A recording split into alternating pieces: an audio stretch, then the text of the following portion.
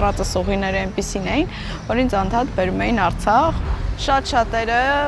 չհասկացան, թե ինչ ծանր գնով էր այդ ամբողջը ձեռք բերվել։ Դրա համար էլ չկարողացան գնահատել։ Իմ համար որևէ խնդիր չէր Արցախի բառը հասկանալը, շատ սիրում եմ, որ երբ դու քո անվտանգությունը ուրիշներին ես զիջում,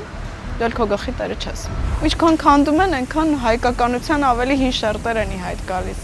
Դա ֆանտաստիկ տեղ է հայկական քաղաքակրթության, մշակույթի։ Մեզ ուզում են համոզել, որ մենք սխալ ենք ապրել, որ մենք սխալ ենք մտածել, որ մենք սխալ ենք արել, որ պայքարել ենք ու կռվել ենք։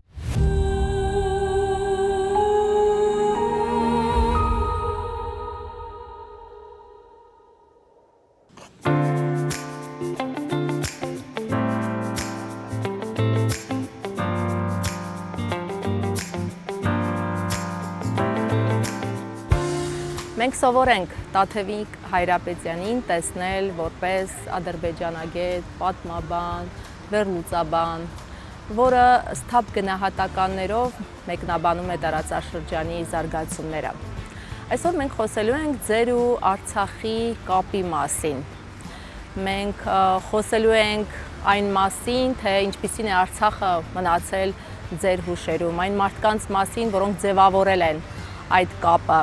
եւ այն զգացումների մասին, որոնք սովորաբար դուրս են մնում քաղաքական վերլուծություններից։ Ինչ է Արցախը ձեզ համար, որպես արժեք, հիշողություն։ Շնորհակալ եմ հնարավորության համար եւ զրույցի համար։ Եթե մի նախադասությամբ ձևակերպեմ, Արցախը իմ ինքնության անբաժանելի մասն է եւ դա ինձանից ոչ մի կերպ խլել չի կարող։ Դուք օգտագործեցիք հիշողություն բառը։ Ես անկեղծ ես խոստովանեմ, որ իմ բոլոր գիտակից ու անգիտակից մեթոդներով ես մերժում եմ դա վերածել հիշողության, որովհետև դա ինձ համար չափազանց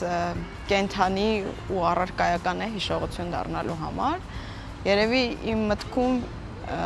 ես դա ձևակերպել եմ որպես վայր, որտեղ ես դեռ պետք է վերադառնամ,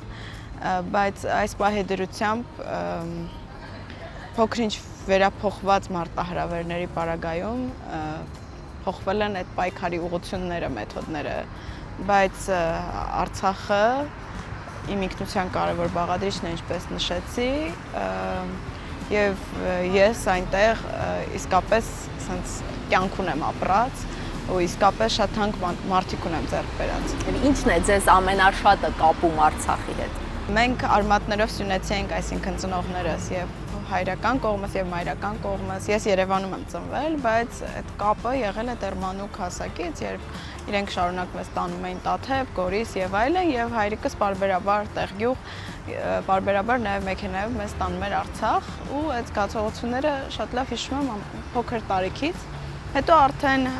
դպրոցական, համալսարանական տարիներից չեմ կարող բացատրել, բայց ինչ որ այդ հետաքրքրությունը շատ մեծ էր եւ ուսումնասիրություններն էլ նաեւ, չգիտեմ, Ադրբեջանի թեմայով, Լեռնային Ղարաբաղի հակամարտության թեմայով, այնպես էր դասավորվում, ընտրածս ուղիները այնպիսին էին, որ ինձ անդադ բերում էին Արցախ ու տարբեր հանդիպումներ, քննարկումներ ուսանողական շրջանում, հետո ավելի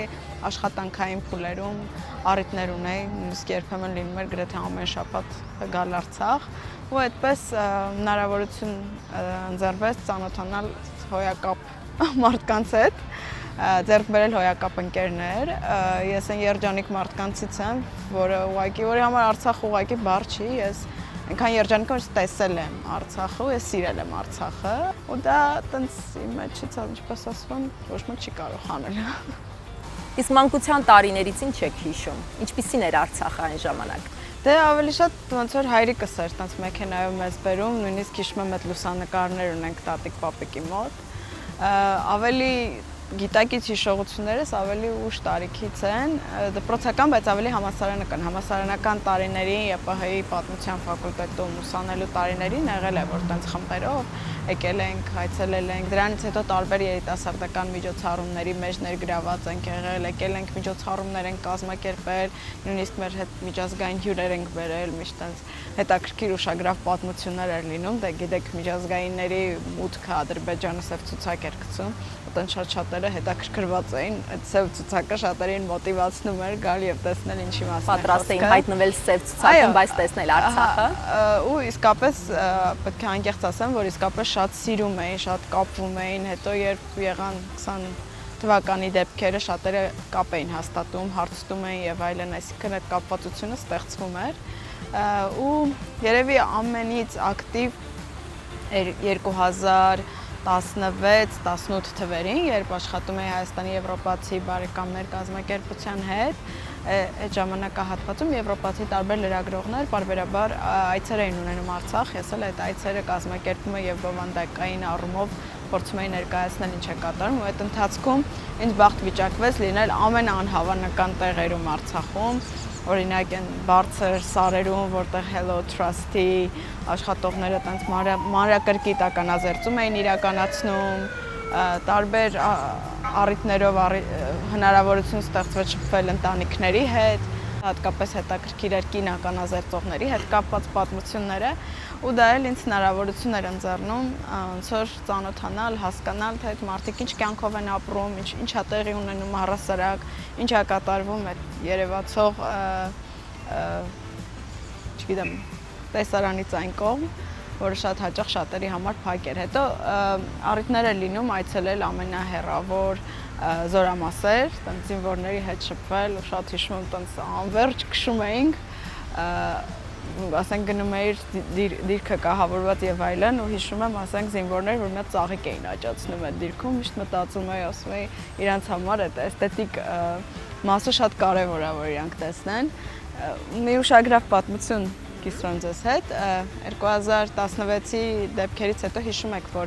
ադրբեջանական զորքերը ներխուժել էին Թալիշ, սպանություններ էր տեղի ունեցել եւ մարդկանց մի մասը տեղափոխվել էր այլ տեղ, մինչեւ կվերակառուցվի եւ այլն, ու տեղափոխվել էին Ալաշան։ Երբ լրագրողները ապրիլյան պատերազմից հետո ցանկություն ունեցան այցելելու, անպայման ուզում էին հանդիպել հենց այդ մարդկանց հետ, տեղահանվածների հետ զրուցել, ու խնդիր էր դրված գտնել Ալաշանը։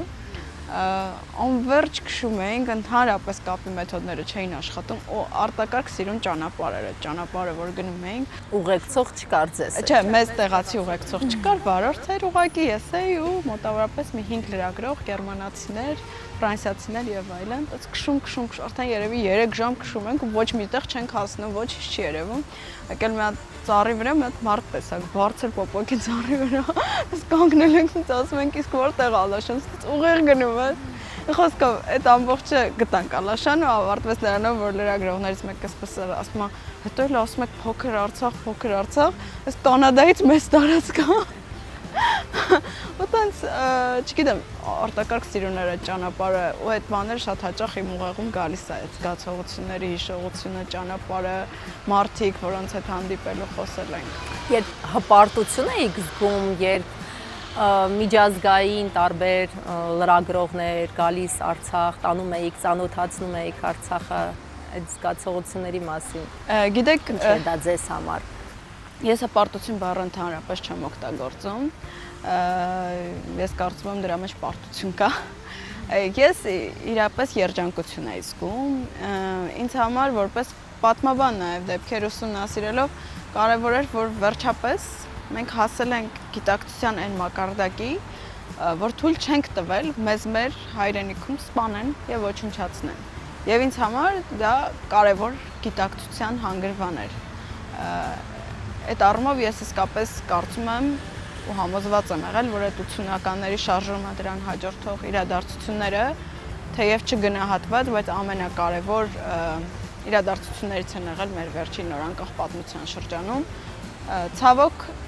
Հայաստանի օրինակով ասեմ, այստեղ հանրության մասով ասեմ, շատ-շատերը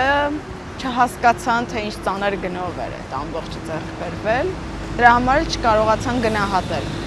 Այդտեղ տարբեր շերտեր կան, կրթությունից սկսած, քաղաքական որոշումներով ավարտված կարող են տարբեր բաղադրիչներ նշել, բայց ընդհանուր հանրային ընկալման մեջ, գիտեք, այդ ամբողջը որակվում էր ցուրտ ու մութ տարիներ։ Ես էլ եմ հիշում, այդ մութն էլ եմ հիշում, ցուրտն էլ եմ հիշում, բայց միշտ հարցնում էի ծնողներից, թե այդ զգացողությունը որն էր, ասում եմ, շատ հաճախ ծնողներս ասում են, որ ոչինչ չէր երևում, որովհետև կար կարևոր նպատակ, ու այդ նպատակը Արցախն էր, Արցախում ցեղասպանություն թույլ չտալը եւ այն հաջողությունը որ տեղի ունեցավ, որովհետեւ դա ուղղակի այնպես չէր, որ մարդիկ գնացել էին հող վերցնեին։ Մարդիկ գնացել էին թույլ չտալու իրենց հայրենակիցների ցեղասպանությունը եւ ցավոք շատերը դա մինչ օրս չեն կարողանում հասկանալ։ Իսկ Արցախի մասին ամենատարածված սխալ պատկերացումները որոնք էին խոսույթները ըստ դեռևս այդ շրջանից սկսած որ Արցախը շատ հեռու է մարդիկ օրինակ շատերը երջանկություն չեն ունեցել լինել Արցախում որովհետև իրենց թվում էր որ դա շատ հեռու է անverջ պետք է քշել այդ զգացողությունը մյուսը որ Արցախում վատ են վերաբերվում հայաստանցիներին կամ Հայաստանից գնացածներին դա աբսուրդ է ես երևի չգիտեմ կամ բախտավոր մարդ եմ բայց երբեք չի եղել որ իմ հանդեպ վատ վերաբերվեն բնականաբար այդ պատերազմի օրերին շրջանում մարդկանց նյարդերը լարված էր կարող է ինչ-որ ընկերներ բաներ ասած լինեն բայց ես այդ ամբողջը ըմբռնումով եմ մոտենում այսինքն դա վատ վերաբերմունք չէր դա ուղղակի շատ լարված ծանր փուլ էր որի միջով բոլորս անցնում ենք հատկապես Արցախում ապրողները բոլորովին այլ կերպ բայց վատ վերաբերմունք, բացասական վերաբերմունք, որ ինձ մի բաժակ ջուր չտան։ Դες ոնց չի եղել ընդհանրապես։ Ընդհակառակը ինձ միշտ այսպես ասած սվոյ են առհասարակ դա չի եղել ուղղակի։ Չգիտեմ, ես իմ օրինակով եմ ասում, այդպես էլ չհասկացա թե որտեղից էր այդ կարծրատիպը առաջացել։ Չգիտեմ, ենթադրում եմ ուղղակի չճանաչելուց, չհասկանալուց։ Վստահ եմ Արցախում էլ ինչ որ կարծրատիպեր եղել են այստեղ բնակվող հայերի մասին։ Իսկ արցախյան որ ավանդույթներն ու սովորույթներն են հատկապես տպավորեցես։ Գիտեք, քանի որ ես սյունեցի տատիկներ եմ ունեցել, ընդունված էր ինձ համար մանկությունից, տես տարբեր երևույթներ, որոնք Արցախում էլ շատ տարածված են, չգիտեմ, սկսած այնտեղ խաշիլ եփելուց, որ Արցախում պուրկուտն է, այդպես տարբեր երևույթներ ու առհասարակ երբ ես այցելում եմ Արցախ, շատերը զարմանում են, որ ես շատ հանգիստ բարբառը հասկանում էի, բայց մանկուց մեր տանը տատիկներս խոսել են բարբառը ու իմ համար որևէ խնդիր չէր Արցախի բարբառը հասկանալը, շատ սիրում եմ ու այս շրջանում էլ վերջերս մի գրառում արեցի, որ ամենասիրուն բանը, որ լսում եմ, դա Արցախի բարբառն է, որտեղ ինձ անջատում ենք մեր բարբառով խոսել, կազմակերպել զրույցը։ Ես դժվարանայի, բայց ես ամբողջությամբ կհասկանայի։ Ես չեմ ուզում աղավաղել այն սիրուն բարբառը, բայց ամբողջությամբ կհասկանում եմ, որ խոսում են ու շատ սիրում եմ։ Որ բառերն են, որ օգտագործում եք հաճախ։ Դե հայտնի մատաղ, ճիգար, այդ բառերը, որ ասում են։ Այս տարբեր շատ ջերմ բառեր կան, որոնք տենց հոգի են մտնում ու իսկապես շատ լավն են։ Փոխառություններն էլ որ վերցնում են, չգիտեմ, ռուսերենից, պարսկերենից, խառնում հայերենի հետ, դա շատ հետաքրքիր ու սիրուն միքս է ստացվում։ Ինձ համար շատ բան շատ հարազատ է, այսինքն ես տենց շատ ուրիշ տեղից կետից չեմ եկել, որ տարբերվող լինի, շատ հարազատ էր ու ես ինձ շատ տանն էի զգում, այդ զգացողությունը միշտ եղել է, այդպես Արցախում այդ տարբերությունը իմ համար երբեք չի եղել։ 44-օրյա պատերազմի օրերին էլ էիք մի քանի անգամ գնացել Արցախ։ Նախ ասեմ, որ այդ ժամանակաշրջանում դա ես ազգային ժողովի պատգամավոր էի իմ քայլը խմբակցությունից, երբ տեղի էր ունենում այդ պատերազմը, այո, քանի որ այդ ժամանակահատվածում վարչապետ Նիկոլ Փաշինյանը հանդիպումներ չէր ունենում ֆրակցիայի հետ։ Ես ինքս գործընկերներից մեկի հետ երկու անգամ այցելեցինք, մի անգամ գնացինք Սյունիք, հետո Արցախ ու այդ փուլում վերջին անգամ Շուշիում եղա 20 թվականի հոկտեմբերի կեսերին։ Շատ լավ հիշում եմ, շատ ամայի էր զգացողությունը եւ տխրեցնող, տենց նայում էի արդեն գմբեթին հարվածել էին, նայում էի ու տենց մտածում էի, ասում էի, հուսամ վերջին անգամ չեմ տեսնում, որովհետեւ շատ սիրում եմ Շուշին։ Ու ինձ համար տենց թե եկեղեցին, թե գնալ նստել այդ ջդրտուզի մոտ, այդտեղ կետ կա, որ դու նստում ես, չգիտեմ, անսահման է թվում աշխարհը, չեմ կարող այդ զգացողությունը բացատրել, տենց կետեր մեկ էլ երևի Սյունիքում ունեմ, որ սենց այնքան շերտավոր, փետրավոր են սարերը, այնքան անվերջանալի են ու այնքան մեծանում է աշխարհը, միտքը տալայնանում, սիրտը տալայնանում, այդտեղ այդ նեղ քաղաքական ամբողջը վերանում է ու սենց մեծ աշխարհ է ու հասկանում ես այդ հավերժության զգացողությունը, ու սպարապետ Վազգեն Սարգսյանը մի խոսք ունի, որ շատ եմ սիրում, որ ասում է մեր ոտնահետքերով մեր պատմությունը չպետք է ավարտվի։ Երբ ես նայում եմ մեր սարերին, ես հասկանում եմ, որ մեր ոտնահետքերով ինչքան էլ բարդ լինի, մեր պատմությունը հաստատ չպետք է ավարտվի։ Իսկ տեսնում էիք, դա զգում էիք, թե տեսնում էիք ավելի շատ, որ կորցնում ենք Շուշին։ Ես ակնհայտ տեսնում եմ, որ մենք կորցնում ենք ու կարճ դրվագով ուղղակի կկիսվեմ, երբ վերադարձա Երևան, խնդրեցի, որպեսզի հանդիպեմ Նիկոլ Փաշինյանի հետ, ու այդ խոսակցությունը ունեցա, որ իմ տեսանկյունից ասեմ, որ ես համարում եմ, որ մենք կորցնում ենք մեր պատմության ամենակարևոր պատերազմը, մենք մի քիչ այլ տեսակետ ուներ, մի խոսքով։ Որ չենք կորցնում։ Չէ, ոչ թե որ չենք կորցնում, այլ որ ես ասում եմ բաներ, որ իր դիտարկմամբ ասում է Հայաստանի ընդդիմությունը, որ ինձ համար անհասկանալի էր, այդ բայդրությամբ իմ համար չկար դիմություն, ընդդիմություն, ինձ համար այդ բոլորինս էր ու ես այդ ներքաղաքական մտասևեռումները չէի հասկանում, մինչև հիմա չեմ հասկանում, երբ որ կա գլոբալ ու լուրջ խնդիր, ես այդ ներքաղաքական մանր-մուներ հաշիվները չեմ կարող ընկալել, իրապես չեմ կարողանում, ժամանակ էլ չէի կարողանում։ Իսկ Արցախի իշխանության հետ խոսել եք այդ թեմայով այդ օրերին։ Չէ, այդ ժամանակ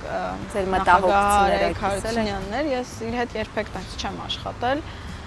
Նախկին աշխատանքի բերումով շփումներ եմ ունեցել Բակո Սահակյանի հետ, այն ժամանակ, որ մի փուլում Արցախում ազգային ժողովի նախագահ պարոն Ղուլյանն էր, իր հետ եմ շատ վաղ ունեցել շփվելու, ճանաչելու։ Իրենց հետ կապը մշտապես պահել եմ, բայց ժամանակվա Արցախի ղեկավարության։ Իսկ դրանից հետո էլ գնացիք Արցախ։ Այո, արդեն պատերազմից հետո վերջին անգամ 21 թվականի աշնանը ես հասկացա, որ ես ամբողջությամբ փլված ու ջախջախված եմ այդ ամբողջից հետո եկավ գիտակցումը, որ կռիվը չի ավարտվել։ Ընդ որում եւ Արցախի հարցում, թեև ես մի զգացողություն եմ ունեցել միշտ ու համոզմունք նաեւ որպես պատմաբան, որ երբ դու քո անվտանգությունը ուրիշներին ես զիջում, դու քո գլխի տերը չես։ Ու ես այդ զգացողությունը ունեի Արցախի մասով, բայց ես նաև տեսնում էի զուգահեռաբար Ադրբեջանի կողմից Հայաստանի դեմ աճող այդ ագրեսիան, տրամադրությունները եւ այլն։ Ու արդեն գնացի Արցախ, որովհետեւ իրոք ուզում էի տեսնել ինչպիսին է կյանքը պատերազմից հետո։ Տեսա, որ ակտիվություն կա, մարդիկ վերադարձել են եւ այլն, այդ ամբողջը հուսադրող էր, բայց միևնույն է, այդ անհանգստության զգացողություն ցարապես չէր վերանում։ Ես չունեի այդ զգացողությունը, ինչ շատեր ունեին, որտեղ եթե ռուս խաղաղապահները եկել են, իրենք ընդմիշտ են, ու առիթ ունեցել եմ նաև որոշ նախկին պաշտոնյաների հետ կիսվելու, որ չեմ կարծում այդպես, կարծում եմ խնդիրները դեռ գալու են։ Ամեն դեպքում, չգիտեմ, ես կարծում եմ հայ ժողովուրդը ու հայ հանրությունը ու տարբեր հայ քաղաքական դեմքեր ինչ-որ պատմականորեն մերժում է վտանգի զգացողությունը։ Ես չգիտեմ դա ինչ է, ինքնապաշտպանություն է, հոգեբանություն է, թե որ դա իմ դռանը կանգնած չի, ուրեմն իմ մասին չի, ես չեմ կարող դա բացատրել, բայց ես պարբերաբար ապշում եմ, որ մենք ունենք շատ կանխատեսելի, շատ ուղիղ խոսացող հակառակորդ, բայց մենք չունենք կամք, ցանկություն ու խելք դրան ժամանակին դիմակայելու, ես չեմ հասկանում այդ ֆենոմենը։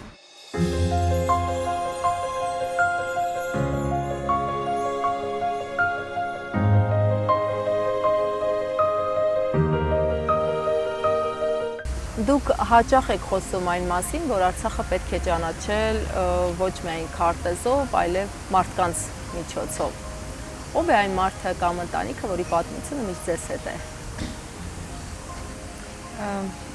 Մի անգամ գնացել էինք էլի նկարահանումների նպատակով մի արցախցի կնոջ տուն, որը մենակ մեծացնում էր իր 3 բալիկներին, հիշում եմ 2 որդիներ, 1 աղջիկ եւ իր մայրիկի հետ էր ու այնքան տենց կամք կար ուժեղ իրենք կորցրել էին ամուսնուն բնականաբար պատերազմի ժամանակ ու այդպիսի ընտանիքներ Արցախում շատ կային, բայց ինձ համար ֆենոմենալ էր այդ արցախցի կանանց կամքի ուժը ու ես մի տեսություն ունեմ, չգիտեմ որքանով էր դա արդարացված, բայց ես զգացողություն ունեի, որ 90-ականների պատերազմը, որը շատ ծանր էր նստել բոլորի վրա,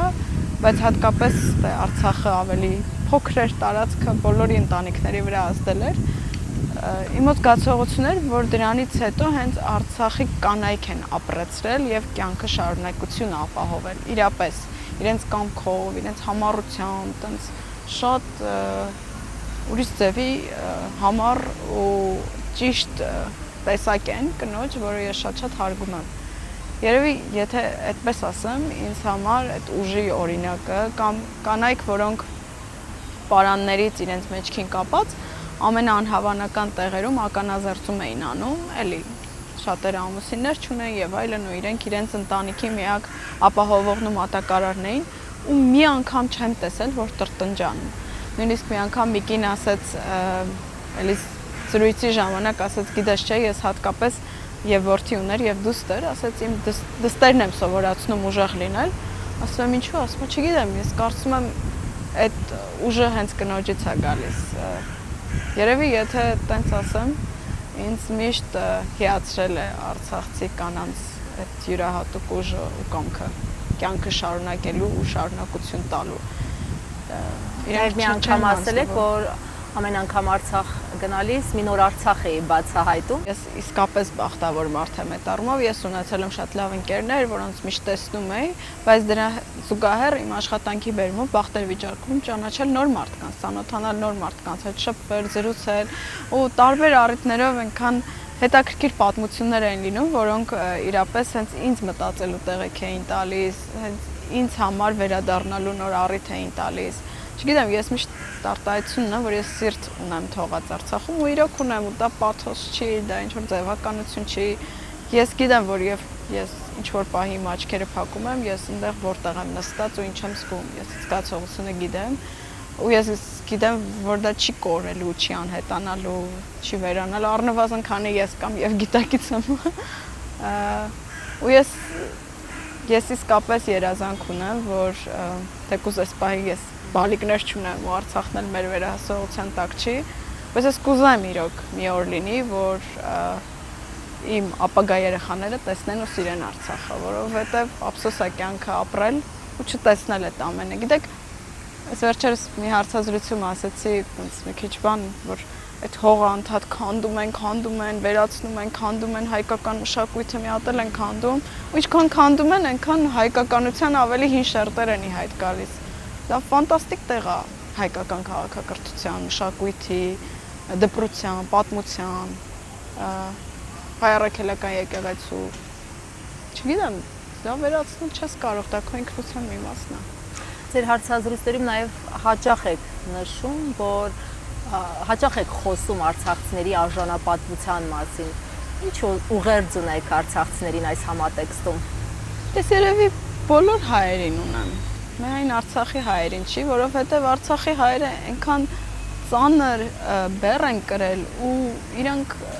դրա մասին չեն խոսում, չեն բարձրաձայնում, շատ իրենց մեջ են պահում։ Այս իրավիճակները ստեղծված, որտեղ իրանք շատ տգետ ու հանիրավի ձևով թիրախավորվում են, շարունակ ստիպում են իրենց լռել ու չխոսել այդ ամենի մասին, բայց այն ցավը, այն բեռը, այն ծանրությունն, այն ապրումը, որ կա իրենց մեջ, դա անպատկերացնելի է։ Ու չփորձել մի վայրկյան, մի ակնթարթ ուղղակի հասկանալ այդ մարդը ինչ է զգում, որ ուղղակի փակել է իր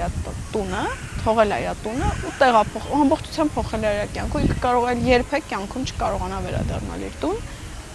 Մի վայրկյան չհասկանալ ոնց է մարդը վերջին պահին իր երեխեքին ուղղակի նստացրել մեքենան ու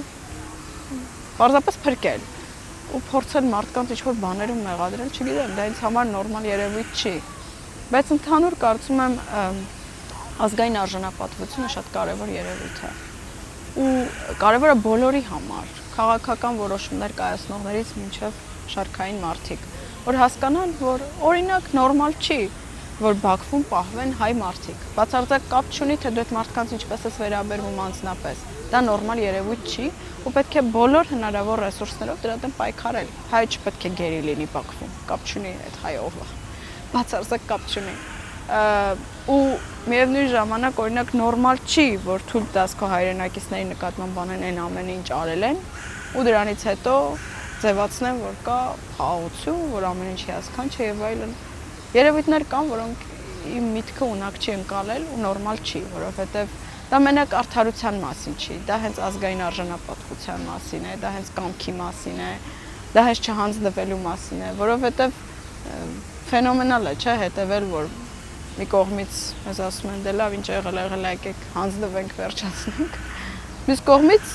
այն մյուսի ախորժակը մեծանում, ավելի մեծանում, անպատկերացնելի չափերի է հասնում ու ով իմանա չիմանա, ես այդ ախորժակից լավ տեղյակ եմ։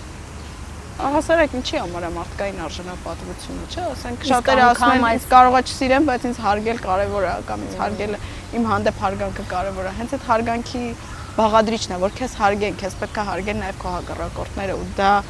հնարավորություն է տալիս բացառապես, եթե ուղղորդվում ու առաջնորդվում ես ազգային արժանապատվության զգացողությամբ։ Իսկ անգամ այս ծանր կորուստներից հետո եք տեսնում արցախցիների մոտ, որ պահպանվում է այդ ամենը։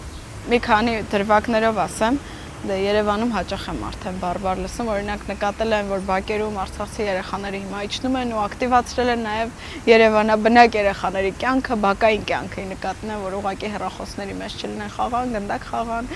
չգիտեմ, պահմտոցի խաղան եւ այլն, ինձ դա շատ դուր է գալիս։ Երբեմն լսում եմ կողքով անցնող ավելի մի քիչ տարեց մարդիկ, որոնք ասած ուղղակի իրար հետ խոսալուց ասում են, գիտես, չէ, երազումս էլի իմ տուն էի գնացել։ Լսում եմ, իրանք ինձ չեն ասում դա վստահորեն, բայց ես այդ բաները լսում եմ։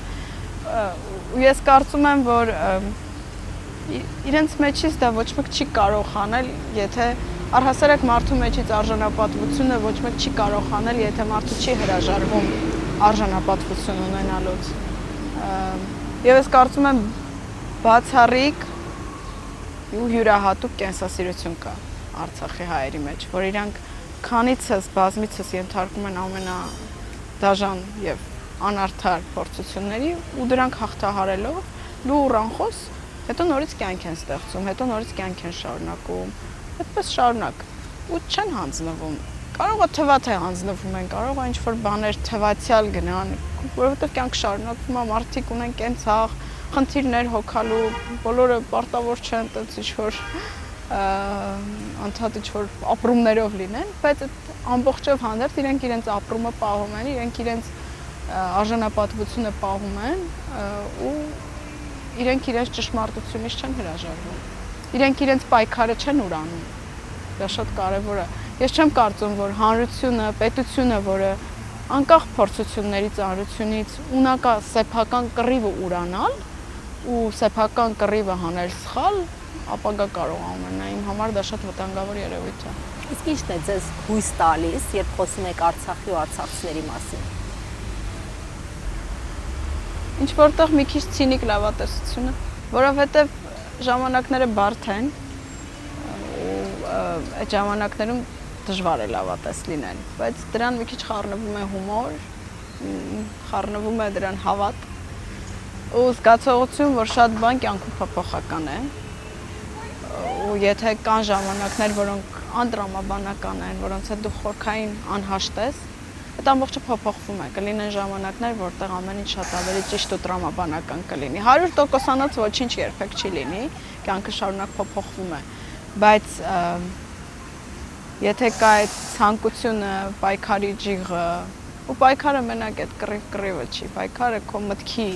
քո ուժն է, որովհետև այսօր այդ պայքարը մեր ուղեղի համար է ընթանում, այսօր մեզ ուզում են համոզել, որ մենք սխալ ենք ապրել, որ մենք սխալ ենք մտածել, որ մենք սխալ ենք արել, որ պայքարել ենք ու կռվել ենք, որ մենք այն ամենասկզբից պիտի հանձնվենք։ Ես վստահ եմ, որ այդ թեմայի ու այդ հարցի հետ շատ-շատերն են անհաշտ, հատկապես արցախցիները։ Վստահ եմ դրան, որովհետև այդ ամբողջը ի վերջո իրենք են ապրել ու տեսել, իրենք են այդ տունը փակելու եկել։ Հասկանում եք, ինչքան էլ ես կապված եմ, ինչքան էլ ես ունեմ շատ լրջորեն զմռսված կարոտ, այն ինչ այդ մարդիկ են ապրում, ոչ մեկ չի կարող զգալու ապրել։ Բայց այդքանով հանդերձ իրենք շարունակում են կյանքը, իրենք շարունակում են իրենց երեխաներին տալ կրթության, ուսման, պայքարել, աշխատել եւ չդադարել պատմել այդ պատմությունը։ Պատմությունը չի կարող ավարտվել ու չի ավարտվի մեր ոտնահետքերով։